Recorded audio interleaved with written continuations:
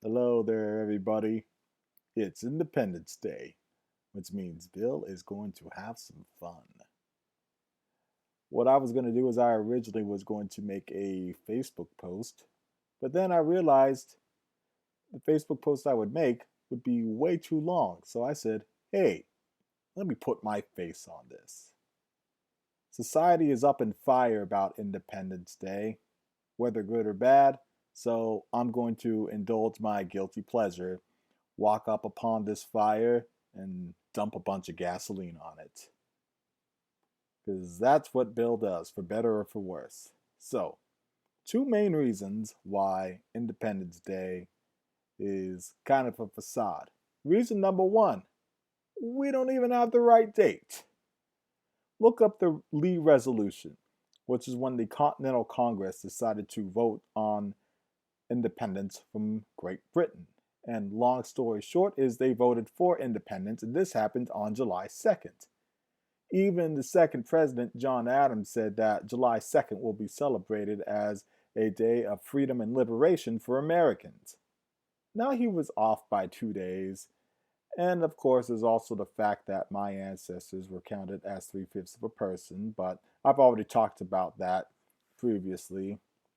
And then there's also the fact that, after, the Declaration and ratification of independence, there was still the war they had to fight in order to actually make their independence a real thing, which was granted with the Treaty of Paris signed on September 3rd, 1784. Yeah, that's the date. I'm kind of doing this by memory.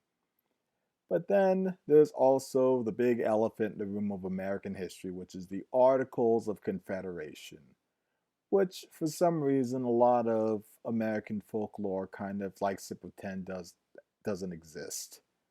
Because under the Articles of Confederation, and even in the beginnings of the Constitution, America resembled more kind of what the European Union resembles now. And there's also the fact that, half of America was part of different countries, but I'll touch on that later in this video.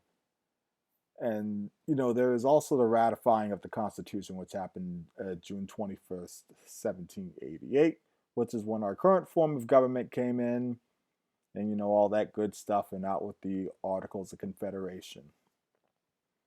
Now we talk about how many different parts of America, pretty much all of America, west of the Mississippi River, and even parts east of the Mississippi River, like Florida, some parts of Mississippi, Alabama, and Louisiana were all part of different countries. Even Vermont was its own country for a little bit of time as well.